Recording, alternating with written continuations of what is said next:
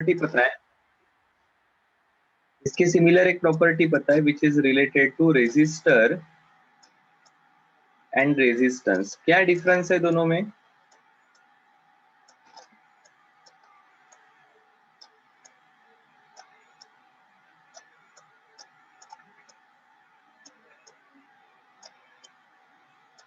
ठीक है, resistor is a device, instrument, while resistance is a property।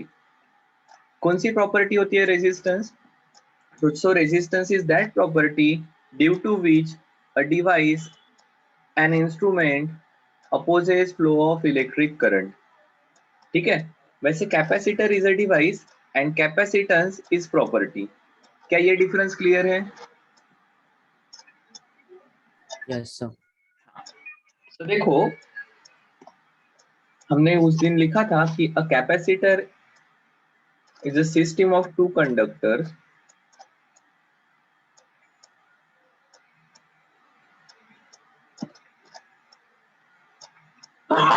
excuse me,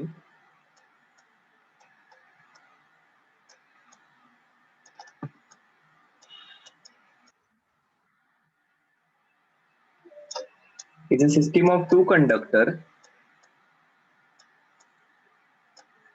separated by an insulator।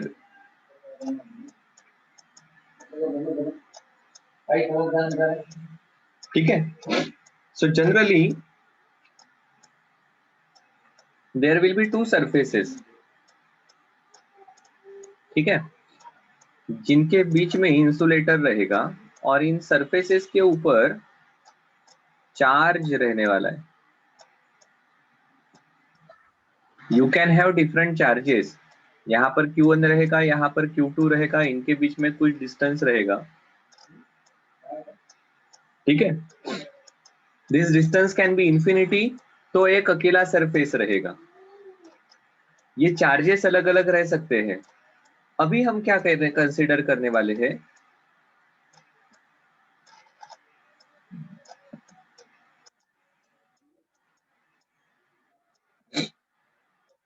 देखो यहाँ पर कुछ चार्ज है, यहाँ पर कुछ डिफरेंट चार्ज है। सो डेफिनेटली इनके बीच में कुछ इलेक्ट्रिक फील्ड रहेगी।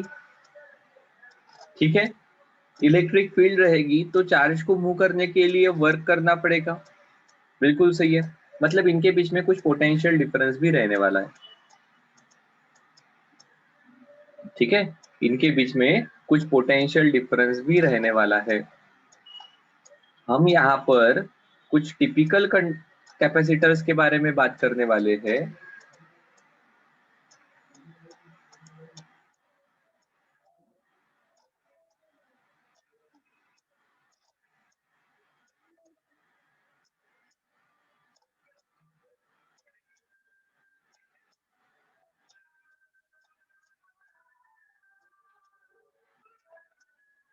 Capacitors having equal and opposite charges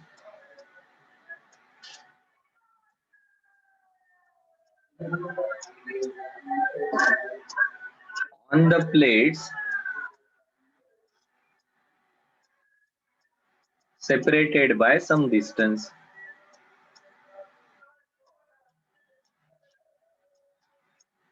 ठीक है,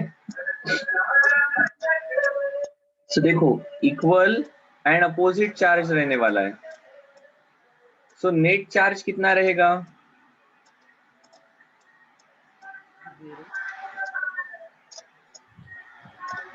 Q प्लस दूसरे पर equal in magnitude and opposite in charge या opposite in polarity, so net charge हो जाएगा 0 कूलम। क्या सही है? ठीक है, दूसरी चीज,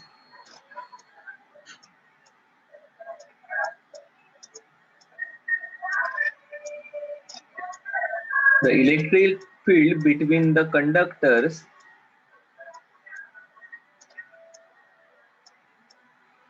is proportional to Q। ये ऑब्वियस है ना, अगर इसके ऊपर Q चार्ज डिस्ट्रीब्यूटेड है, ठीक है, कितना चार्ज है इसके ऊपर Q। यहाँ पर प्लस Q चार्ज है, यहाँ पर माइनस Q चार्ज रहेगा, इस प्रकार से यूनिफॉर्मली डिस्ट्रीब्यूटेड रहेगा।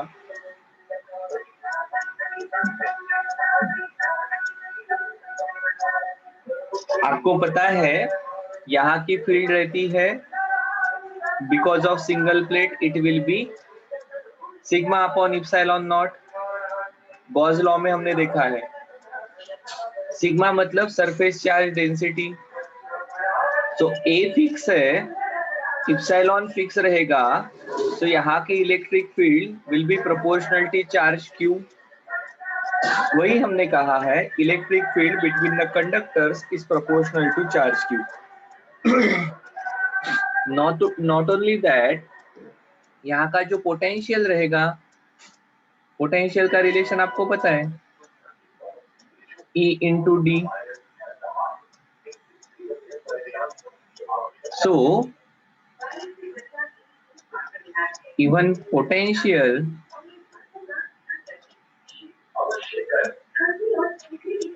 between the plates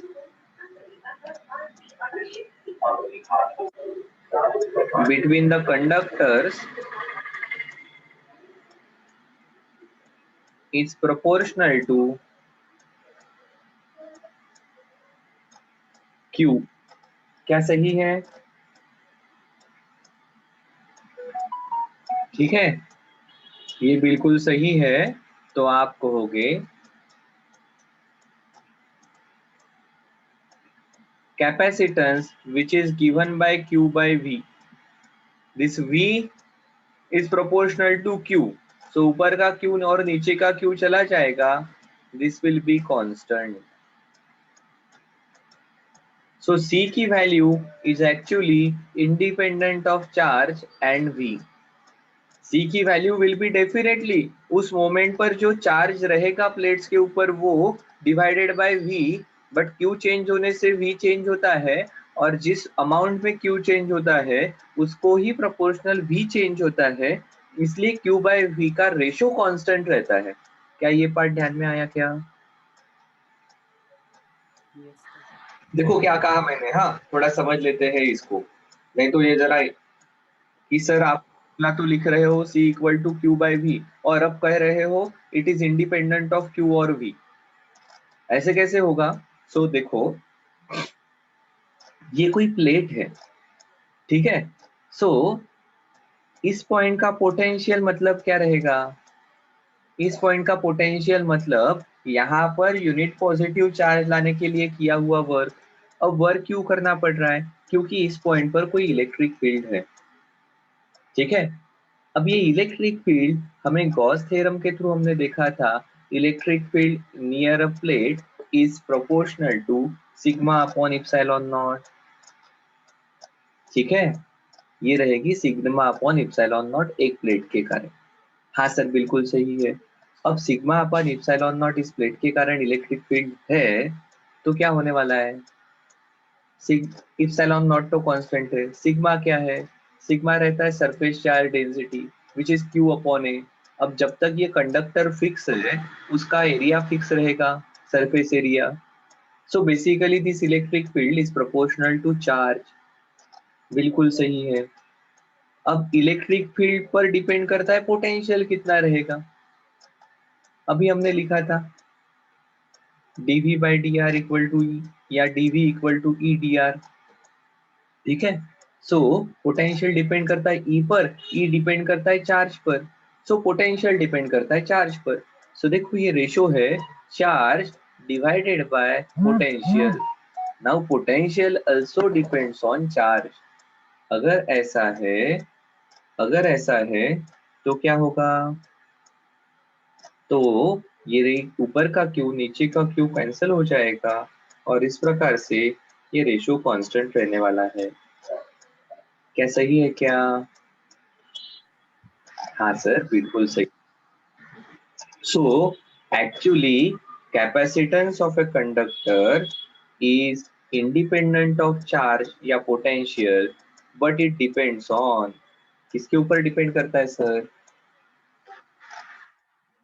आप लिखते हो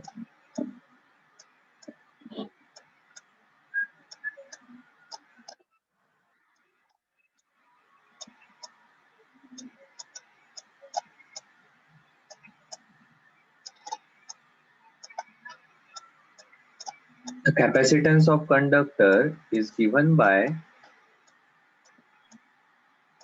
C equal to Q by V.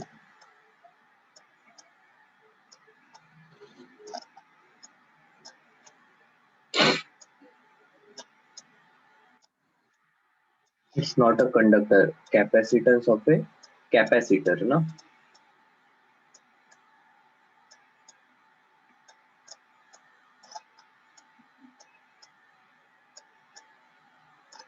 Capacitance equal to C equal to Q by V, which is constant, और इसका यूनिट रहेगा 1 farad equal to 1 coulomb upon 1 volt. The SI unit of capacitance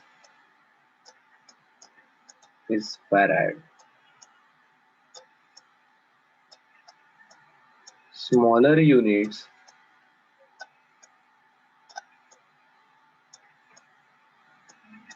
like microfarad and nanofarad or picofarad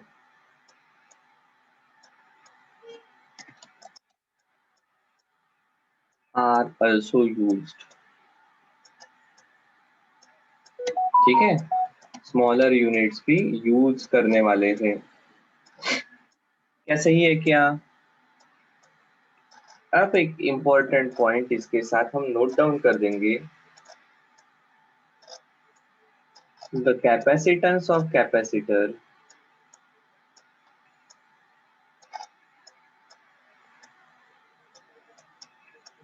is actually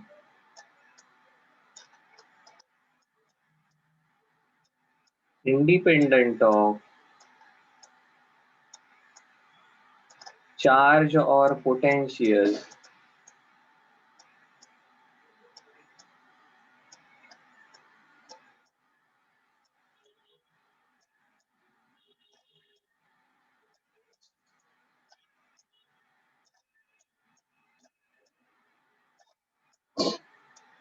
but depends on geometry of capacitor plates,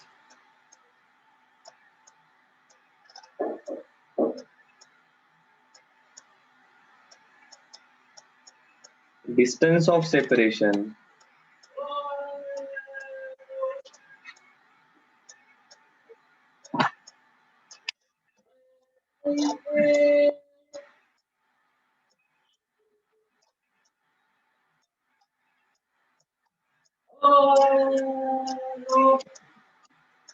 D, and medium between the plates।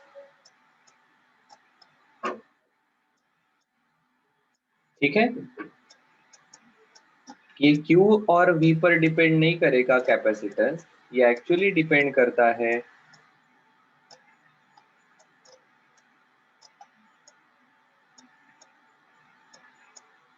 Geometrical configuration. Geometrical configuration मतलब में क्या क्या आ जाएगा? Geometrical configuration में आ जाएगा उसका cross sectional area, distance of separation and size. क्या सही है? Yes, sir. ठीक है, और एक इम्पोर्टेंट पॉइंट, जैसे रेजिस्टेंस का कोई सिंबल है वैसे कैपेसिटेंस का कोई सिंबल है क्या? तो बिल्कुल, जनरली हम पैरेलल प्लेट कैपेसिटर यूज करते हैं। ठीक है,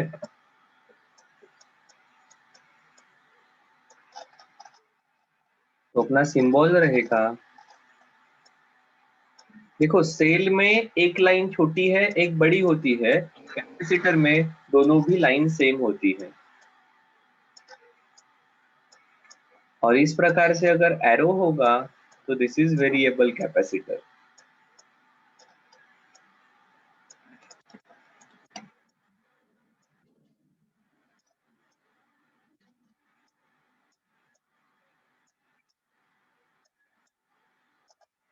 इसका कैपेसिटेंस वेरी होता है, ऐसा ये वेरिएबल कैपेसिटर ये रहेगा।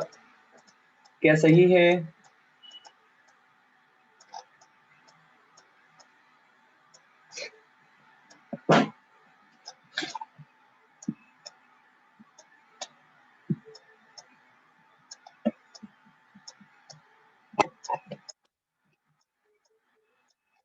चलो जाए आगे। Yes, sir. ओके, सो देखो अब हम कहते हैं as C equal to Q by V,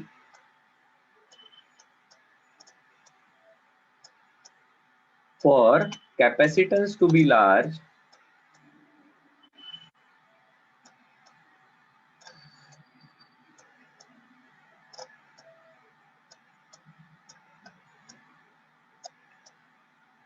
a capacitor should hold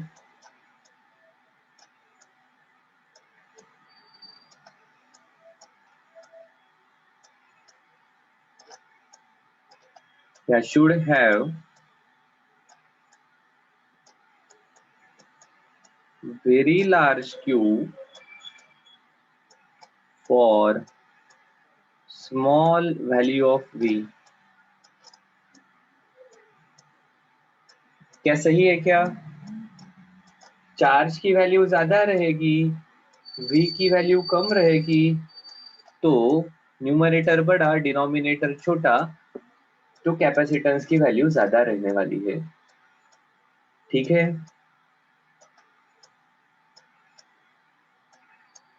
क्या ठीक है क्या?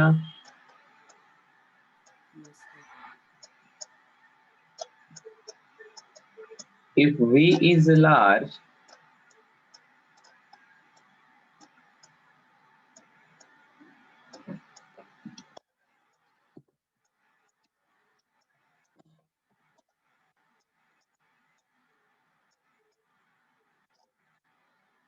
then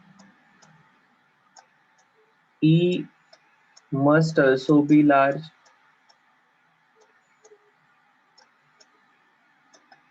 and in such case the charges on plate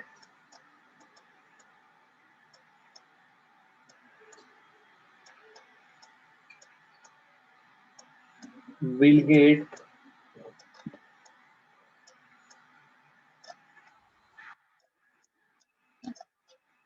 will experience larger force।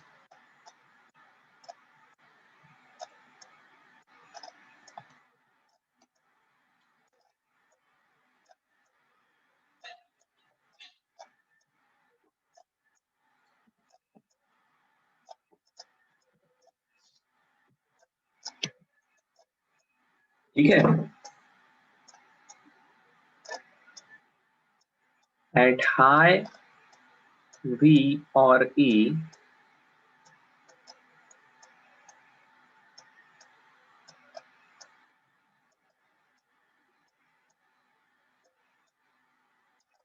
the air surrounding capacitor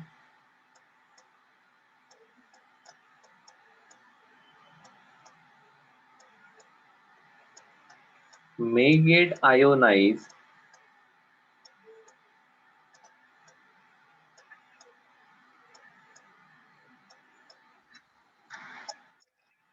and some charges may jump from one plate to another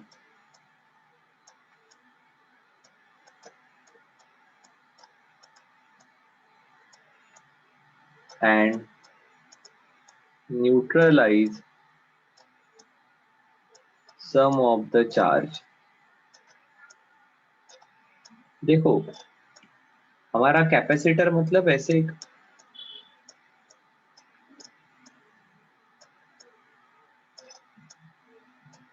rectangular plate रहेगी,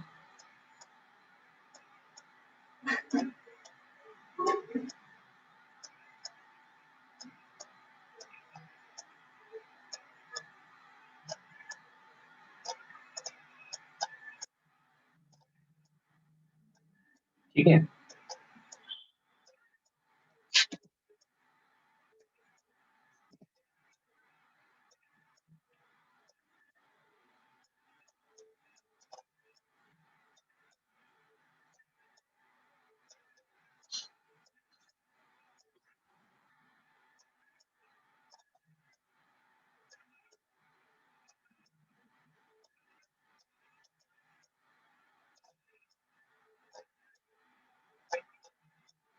और इसके बीच में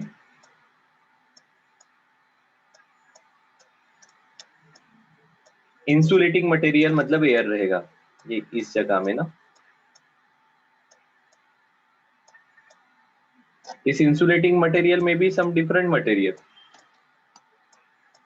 हमेशा air रहना चाहिए ऐसा कंपलसरी नहीं है, बट इसके बीच में इंसुलेटिंग मटेरियल रहना चाहिए। बट होगा क्या, अगर यहाँ पर चार्जेस बहुत ज्यादा है, पोटेंशियल बहुत ज्यादा रहेगा, तो देयर इज हाई प्रोबेबिलिटी कि ये चार्जेस एक जगह से दूसरे जगह पर जंप करेंगे, और अगर जंप करते हैं तो कुछ पोटेंशियल इसके बीच का कम हो जाएगा। ठीक है सर, ऐसा कहाँ पर होता है? तो गाड़ी के स्पार्क प्लग में होता है। ठीक है, सो ये डिपेंड करता है यहाँ पर जो कोई भी मीडियम रहेगा ना, उस मीडियम के स्ट्रेंथ पर। क्या ध्यान में आ रहा है क्या?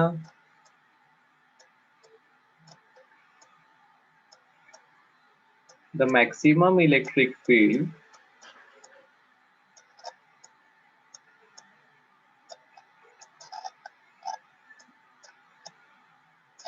that a dielectric medium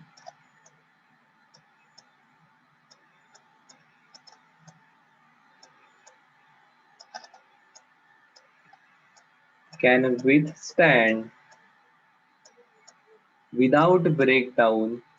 breakdown मतलब चार्जेस ने इधर से उधर जंप करने के, जंप नहीं करना चाहिए, उसको लीकेज ऑफ चार्ज भी कहते हैं।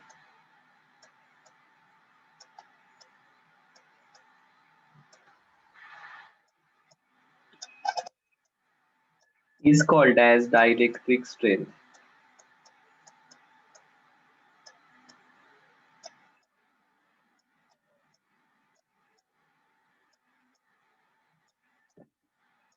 ठीक है, ओके चलो। सो देखो हमने क्या कहा, we are basically talking about capacitors. Capacitors क्या करते हैं? तो कैपेसिटर्स ये कंडक्टर्स है और उनके बीच में इंसुलेटिंग मटेरियल रहेगा। कंडक्टर के ऊपर आप चार्ज स्टोर कर सकते हो, बीच में इंसुलेटिंग मटेरियल होने के कारण एक कंडक्टर से दूसरे कंडक्टर पर चार्ज जंप नहीं करेगा। इन नॉर्मल केसेस ये कंडक्टर का चार्ज अलग अलग मैग्नीट्यूड का, पोलैरिटी का रहेगा। ठीक है, अकेला कंडक्टर का भी कैपेसिटर रहेगा, वहां पर हम एज्यूम करेंगे कि दूसरी जो प्लेट है इट इज एट इंफिनिटी। ठीक है, सो ऐसा पॉसिबल नहीं है क्या कि इन प्लेट पर डिफरेंट चार्जेस रहे? तो इट इज पॉसिबल। क्या सिंगल प्लेट का कैपेसिटर नहीं हो सकता क्या? तो हो सकता है, it is possible, but for simplicity and to built up understanding, यहाँ पर हम सिर्फ ऐसे कैपेसिटर के साथ डील करेंगे जहां पर ये इक्वल अमाउंट का चार्ज रहेगा, plus Q and minus Q. ठीक है, और जनरली इनके बीच कुछ ना कुछ डिस्टेंस रहेगा जिसमें एयर या कोई डाइलेक्ट्रिक भरा रहेगा। तो एक जगह पॉजिटिव क्यू चार्ज है, एक जगह निगेटिव क्यू चार्ज है, तो नेट चार्ज 0 हो गया। ठीक है, फिर हमने क्या कहा कि देखो इसके बीच की जो इलेक्ट्रिक फील्ड एंड पोटेंशियल है, it is proportional to charge on the conductor, ये उसको प्रोपोर्शनल है। सो ये कैपेसिटेंस हो जाएगा C equal to Q by V। V is also proportional to charge on the conductor, so ये ऊपर का और नीचे का Q कैंसिल हो जाएगा और ये C will be independent of charge या पोटेंशियल। ठीक है, फिर आगे जाकर हमने कहा है कि देखो कैपेसिटेंस ऑफ कैपेसिटर ये C दिया जाता है Q by V, it is constant अभी देखा, और इसका ऐसा यूनिट है farad. 1 farad equal to 1 coulomb upon 1 volt.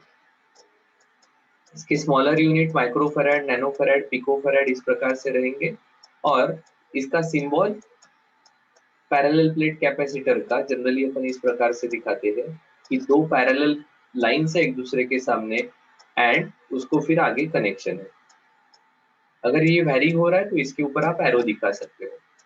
फिर हमने कहा the capacitance of capacitor is actually independent of charge और potential difference between the plates of capacitor, but it depends on geometrical configuration. अब ये ज्योमेट्रिकल कॉन्फ़िगरेशन मतलब क्या?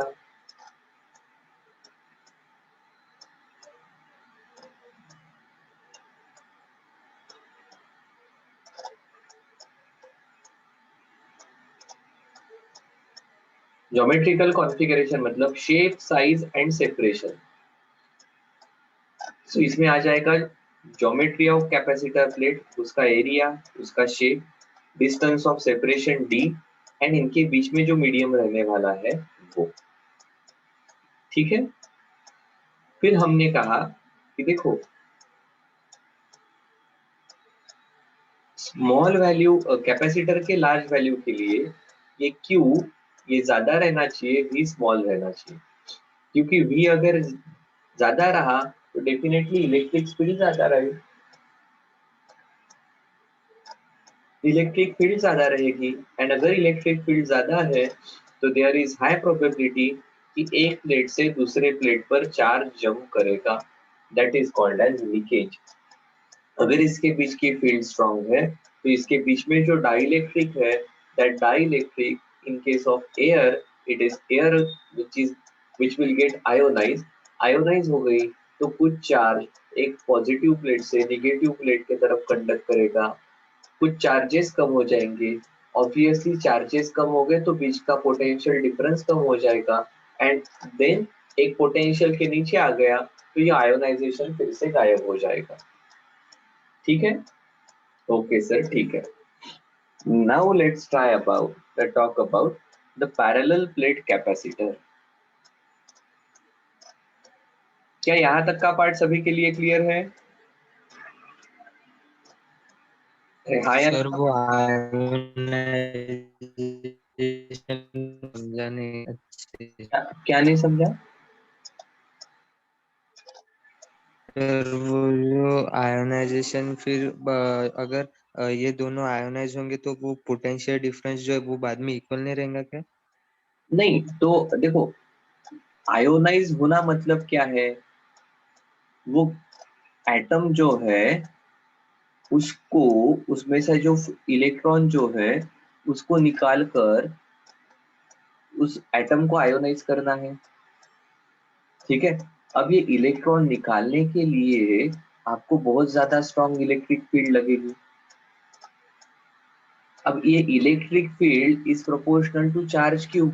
अब यहाँ से कुछ चार्ज इधर जंप हो गया, पहले मान ले तो ये यहाँ पर +100 चार्ज है, यहाँ पर -100 चार्ज है, इसके कारण इलेक्ट्रिक फील्ड इतनी स्ट्रांग है कि बीच की एयर आयोनाइज हो गई। सो क्या होगा, ये -10 ये अट्रैक्ट होगा इस प्लेट के, -100 इस प्लेट की तरफ अट्रैक्ट होगा, सो ये इसमें से -10 इधर आ गया, अब ये बचा 90, क्योंकि ये 10 ने यहाँ के 10 पॉजिटिव को न्यूट्रलाइज कर दिया। जैसे ही यहाँ का चार्ज कम हो जाएगा यहाँ की इलेक्ट्रिक फील्ड कम हो जाएगी ना, because electric field is proportional to charge. अब इलेक्ट्रिक फील्ड कम हो गई तो अब आयोनाइजेशन गायब हो जाएगा, क्योंकि आयोनाइज करने के लिए जितनी इलेक्ट्रिक फील्ड चाहिए उतनी नहीं है। अब आगे स्टेबल कंडीशन रहेगी, ठीक है। This electric field is also Yes, proportional, sir. Electric field is also proportional to amount of charge on the plate. इसी कारण तो पोटेंशियल भी इस प्लेट के ऊपर जो चार्ज है उसको प्रोपोर्शनल है, and that's why Q by V is constant, ठीक है। जैसे देखो ये चार्ज कम हो गया, अपने आप इलेक्ट्रिक फील्ड कम हो गई, अपने आप पोटेंशियल कम हो जाएगा, Q by V कांस्टेंट ही रहेगा, ठीक है।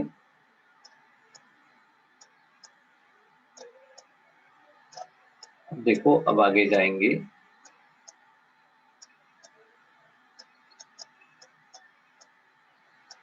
Let's talk about the parallel plate capacitor.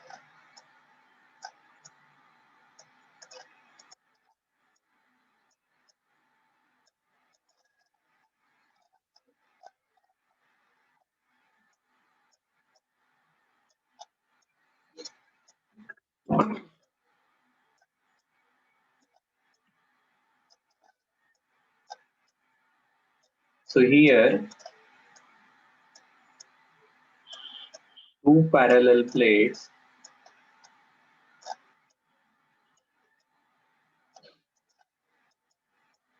of conducting material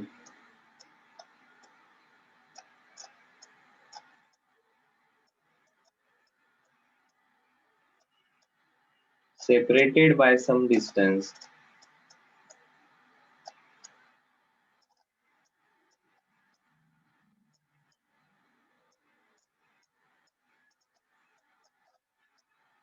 are used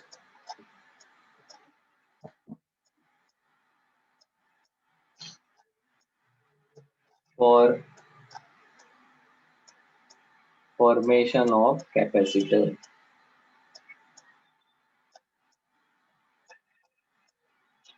तो ये अरेंजमेंट ऐसे हो जाएगी,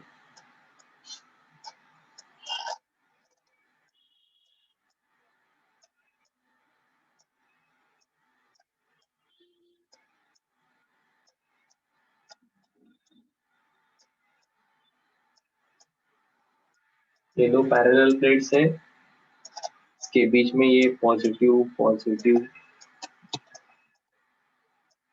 पॉजिटिव पॉजिटिव, और यहाँ पर ये negative negative negative negative negative, इस प्रकार से चार्जेस है। इसका एरिया कुछ है A, ठीक है।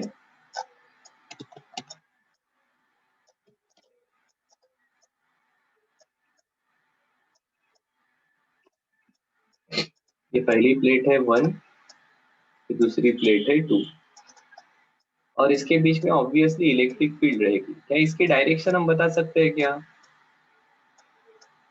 तो देखो यहाँ पर यूनिट पॉजिटिव चार्ज रखते हैं तो ये पॉजिटिव रिपेल करेगा, ये निगेटिव अट्रैक्ट करेगा, तो इलेक्ट्रिक फील्ड की डायरेक्शन इस प्रकार से रहने वाली है।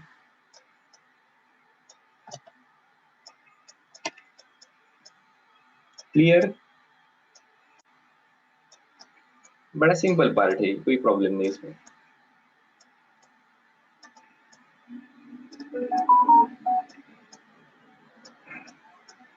ठीक है, ओके।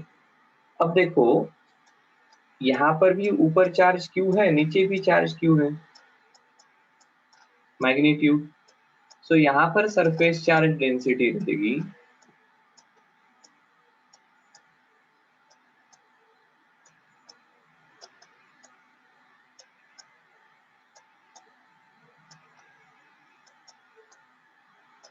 प्लस सिग्मा, और यहाँ पर सरफेस चार्ज डेंसिटी रहेगी माइनस सिग्मा, ठीक है, क्योंकि एरिया सेम है और मैग्नीट्यूड ऑफ चार्ज भी सेम है, बिल्कुल सही सर। और इसके बीच का डिस्टेंस ऑफ सेपरेशन है d।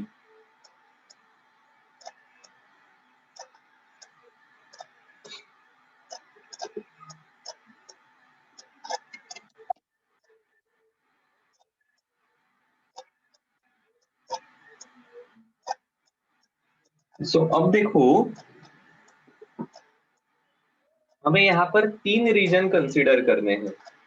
This is region 1, region 2, region 3।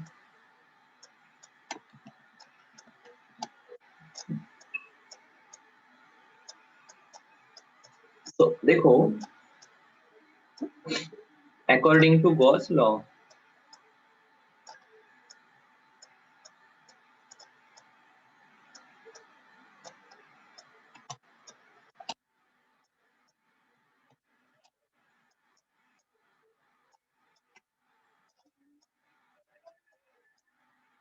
the electric field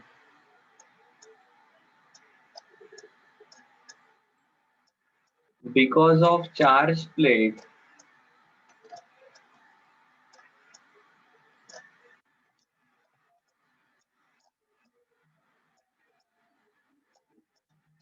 is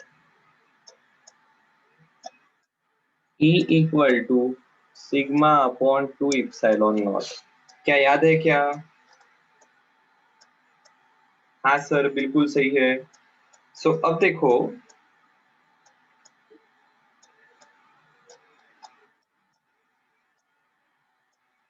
for region 1 and 2, 1 and 3,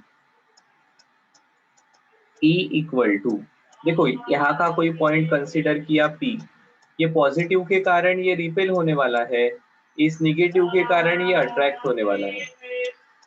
ठीक है, सो इलेक्ट्रिक फील्ड आएगी sigma upon 2 epsilon naught minus sigma upon 2 epsilon naught equal to 0, क्योंकि net force 0 लगने वाला है। Similarly यहाँ का कोई पॉइंट P1 कंसिडर किया, तो ये निगेटिव के कारण ये अट्रैक्ट होने वाला है, बट ये पॉजिटिव के कारण ये रिपेल होगा। ये डिस्टेंस बहुत ज्यादा नहीं है, सो ये निगेटिव के कारण लगने वाला एंड पॉजिटिव के कारण लगने वाला फोर्स बहुत डिफरेंट नहीं रहते हैं, they are almost equal in magnitude, इसलिए यहाँ पर नेट इलेक्ट्रिक फील्ड 0 रहेगी।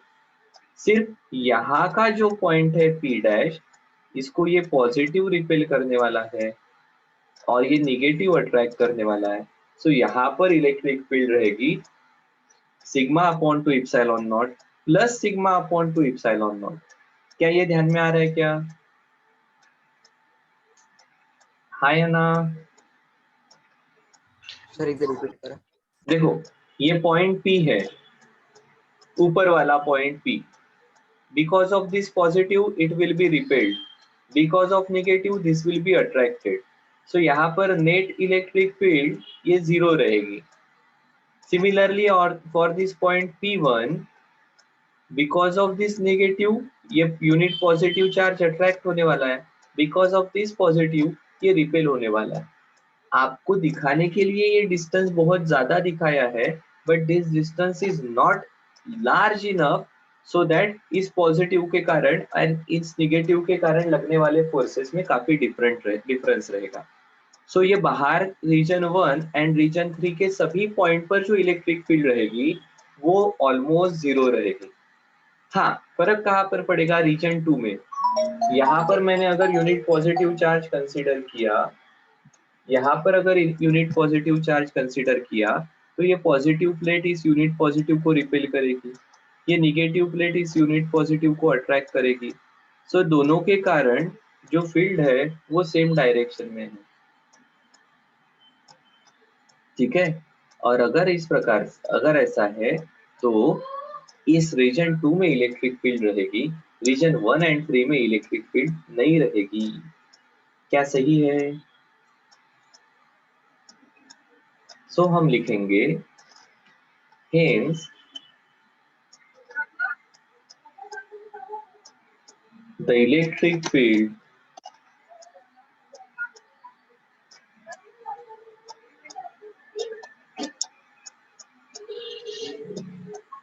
will be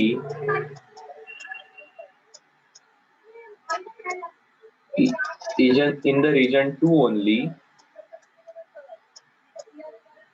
and electric field equal to sigma upon 2 epsilon naught plus sigma upon 2 epsilon naught, 2 sigma upon 2 epsilon naught, that is sigma upon epsilon naught.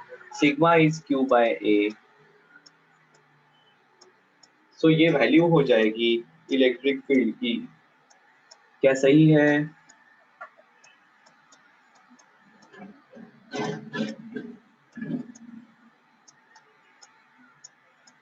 The electric field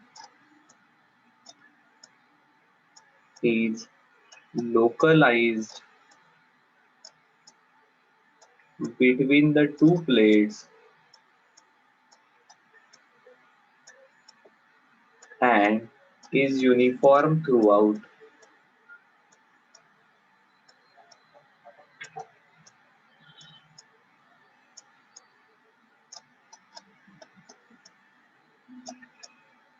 For large plates.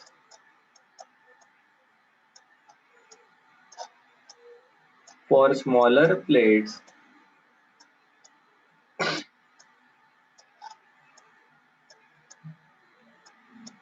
electric field varies near endpoints.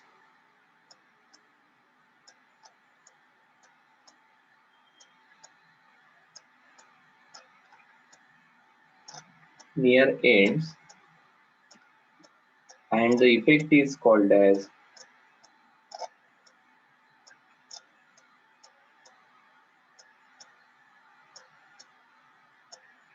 fringing of the field.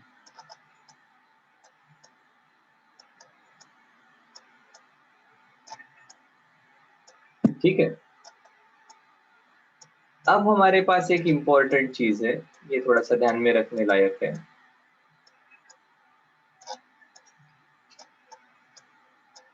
The potential difference between the plate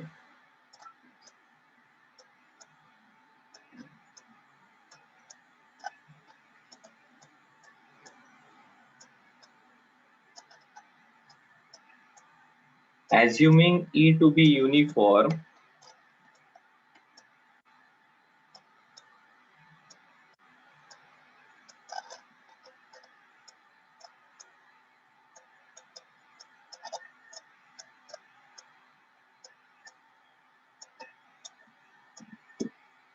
V equal to E into D, where D is distance of separation, work done in moving unit positive charge equal to force acting on unit positive charge into D, जितना distance charge को travel करना है displacement.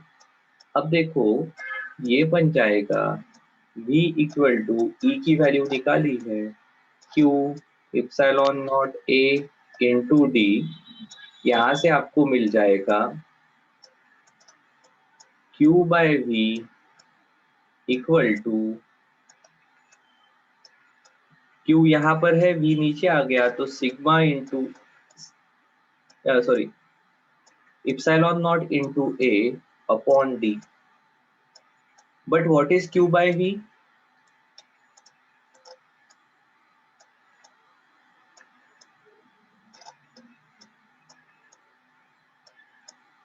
But Q by V is our capacitance। और अब आप कहोगे देखो sir C depends on area, distance of separation and epsilon naught is permittivity of medium between the plates.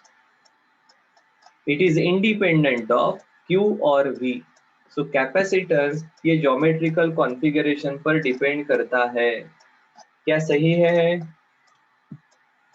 Yes. बहुत बढ़िया। So ये कैपेसिटेंस की वैल्यू रहेगी। So अभी कैपेसिटेंस के दो रिलेशन हमारे पास आ गए। कौन से दो रिलेशन हैं? दोनों भी बहुत इंपॉर्टेंट है।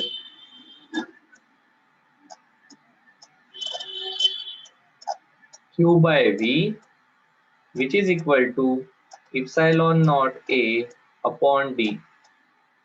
These both relations are very important। ठीक है।